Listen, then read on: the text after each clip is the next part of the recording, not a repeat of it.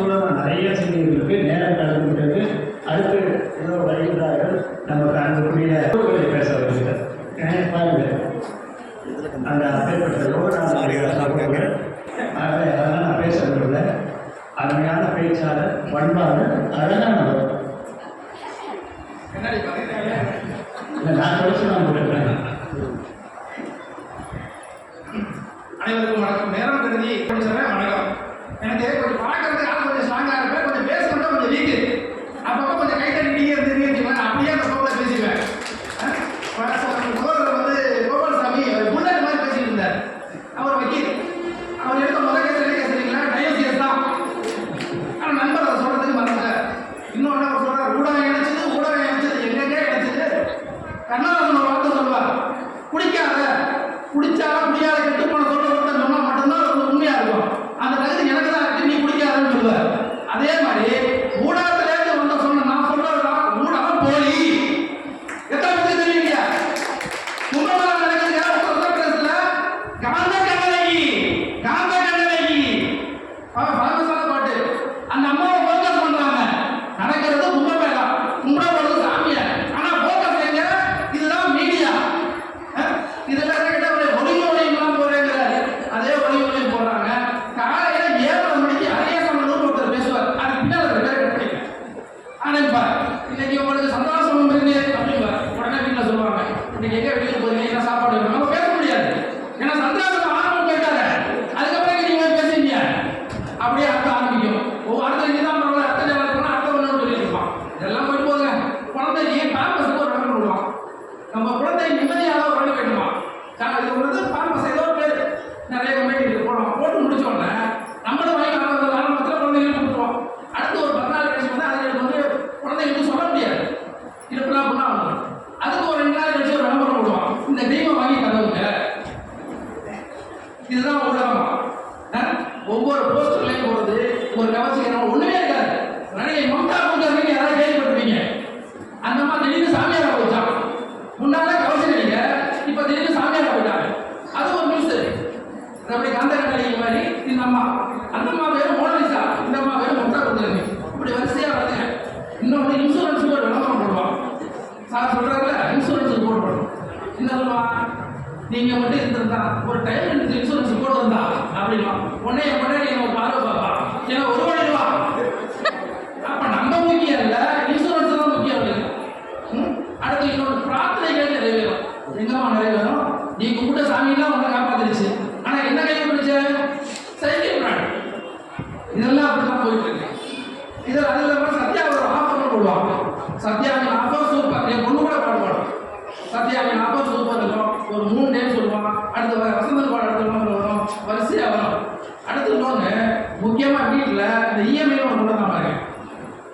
முதல்ல யானையை இஎம்ஐல கொடுத்தா கூட 10 பேர் வாங்குவாங்க பாரு.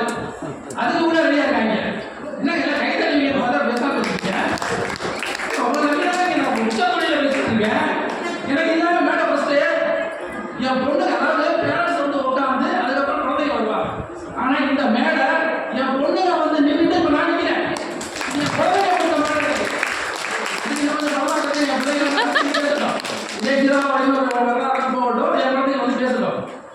அதே மாதிரி நண்பர் சொன்னார், டெல்லியில ஒரு டைவர்ஸ் கேஸுங்க. ஒரு பொண்ணு புதுசாக வேணாம்னு சொல்லிட்டு கேஸ் போடுது. அதுக்கு ஜட்ஜி ஒரு பொம்பளை, அந்த அம்மா ஒருத்தவங்க.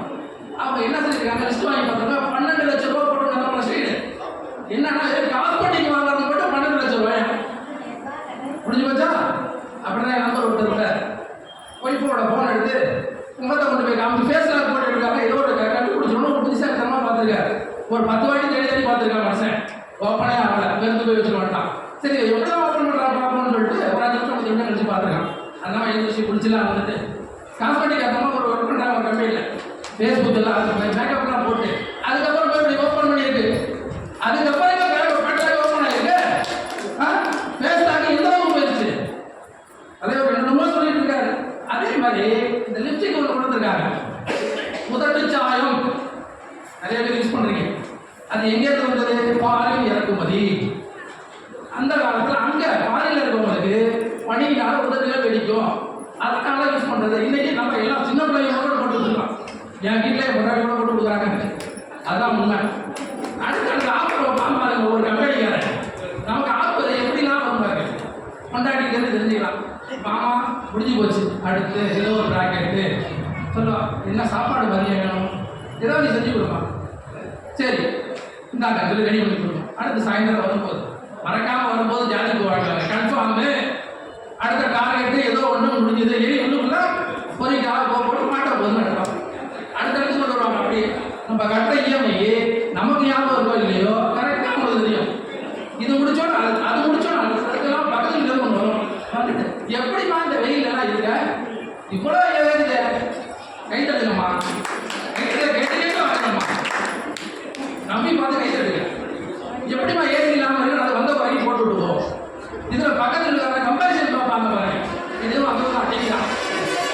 பக்கத்தில் இருக்காரு எது வந்தாரு வெளியில வந்து கூட்டிட்டு போறாரு, வைப்பாங்க கூட்டு போறாரு, அங்கே கூட்டு போறாரு, சத்யா கூட்டு போறாரு, வசந்தா கூட்டு போறாரு. அவன் மாசத்துக்கு 3 மாசத்துக்கு ஒரு வாட்டி வரான், 2 நாள் வந்து ஓடி போயிடறான்.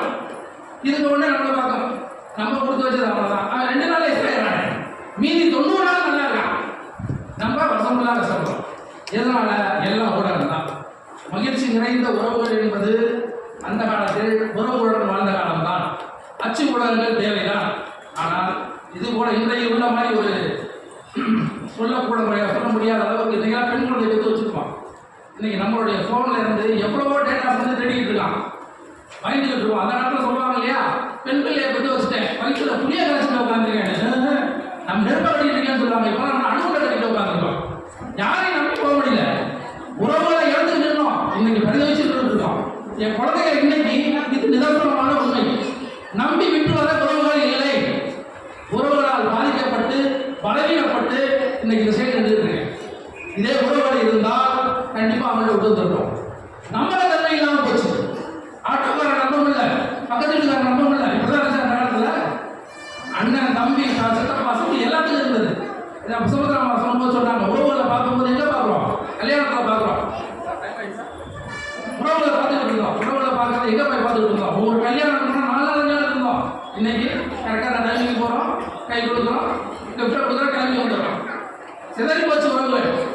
வாட்ஸ்அப்லையும் ஃபேஸ்புக்லையும் பேரும் பேத்தியை பார்த்து கொஞ்சிக்கிட்டு இருக்காங்க இன்னைக்கு இவங்க தாத்தா பாட்டிலாம். அந்த உணர்வுகள் தான் எங்கே போச்சு? யாரால? ஊடகம் கூடால போதுச்சு, கொஞ்சம் கொஞ்சமாக அதோட பங்கை வச்சு செஞ்சுட்டு போயிடுச்சு. என்னோட நண்பர் ஒருத்தர் பாரதி ராஜா இன்று புத்தக வெளியீட்டாளர் ஒரு அருமையான ஒரு கவிதை ஒன்று எழுதியிருக்கிறார்.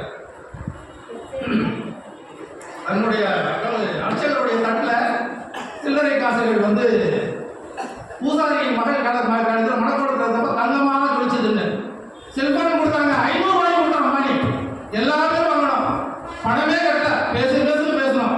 வச்சாம பாருங்க ஆப்பு. இப்போ 350 ரூபாய் 28 நாள் கரெக்டாக அந்த 12 மணிக்கு மேலே நவுத்த முடியாது. புரிஞ்சுதா? இன்னைக்கு அவன் பொண்ணு 5000 கோடி ரூபாய் செலவு கிடையாது பையனுக்கு. 1 கோடி 2 கோடி இல்லைங்க, 5000 கோடி. யாரோட காசு? நம்ம காசு தானே. டேட்டாஸ் எப்படிலாம் திருடுறான் பாருங்க. ஒரு நேற்று வந்து இன்னைக்கு காலையில் ஒரு பேப்பரில் ஒரு நியூஸ் படிக்கிறேன். அந்த நியூஸில் போட்டிருக்கான், அங்கேயிருந்து ஒரு 1000 ரூபாய் பணம் தான் அனுப்புவான். நீங்கள் ஓப்பன் பண்ணி பார்த்துட்டு இல்லை அந்த அமௌண்ட் வந்திருக்கான்னு நீங்கள் யூபிஐ செக் பண்ணீங்கன்னா அடுத்த செகண்ட் உங்கள் அமௌண்ட் அபேஸ் முடியுது. இது யாரோட பாதுகாப்பு? திருடெல்லாம் முன்னாடி அப்பா இதுக்கெல்லாம் வீட்டுக்கெல்லாம் வரும்போது கண்டுபிடிச்சிருவோம். இப்போ அப்பார்ட்மெண்ட் வர்றான், பக்கத்து வீட்டில் எவ்வளோ யாருக்கும் தெரியாது. வரலாம், நீட்டாக சடங்கு வாங்கலாம், சாப்பிட்றோம், ஆம்லேட் போடுறோம், சாப்பிட்டு நிம்மதியாக சாவாசமா கொள்ளையடிச்சு போயிடலாம். யாரு வரான்னு தெரியல. இதே உறவுகளை இருந்தால் யோசிச்சு பார்க்கணும். பயன்படுத்தாரு டைம் ஆயிடுச்சு. நண்பர் சொல்லுங்கள். உறவுகளே, உங்கள் அனைவரிடம் என்னுடைய மனமார்ந்த ஒரு வேண்டுதலை இதன் மூலம் வைக்கிறேன். உறவுகளுடன் வாழ்ந்த காலம் தமிழர்களுக்கு மற்றும் தமிழுக்கு தனி ஒரு கலாச்சாரம் உண்டு. நாம் உறவுகளுடன் ஒன்றிணைந்து எப்பொழுதுமே வாழ்ந்து கொண்டிருந்தோம். இன்று ஊடகங்கள் நம்மளை பிரித்தாலும் சூழ்ச்சியாக வாழ்ந்து கொண்டிருக்கிறது. அது போன்ற ஊடகங்களுக்கு இடம் கொடுக்காமல் ஊடகங்கள் வேண்டுமா இல்லை என்று நான் ஒருவரும் மறுக்கவில்லை. தேவையான அளவு மட்டும் யூஸ் பண்ணுங்க. உப்பை எப்படி யூஸ் பண்ணணுமோ அது மாதிரி யூஸ் பண்ணுங்க. மிளகாயை எப்படி யூஸ் பண்ணணுமோ அப்படி யூஸ் பண்ணுங்க. அதிகமாக எடுத்துக்கொண்டால் அவதிகள் எதுவுமே வருவதை தவிர அதனால் ஒருபொழுதும் நமக்கு நிம்மதிகள் வராது. உறவுகளை இணைந்திருங்கள். உறவுகளோடு இன்று இருக்கைகள் காலியாக இருக்கின்றன. அடுத்த ஆண்டு இதே சிறா நடத்தும் ஆண்டு விழாவில் இந்த இருக்கைகள் தகுதி வழிய வேண்டும். உறவுகள், உங்கள் உறவுகளை என்று மறக்காதீர்கள். எங்கள் அருமை உறவுகளை உங்கள் அனைவருக்கும் என் பணிவான வணக்கங்கள். நன்றி.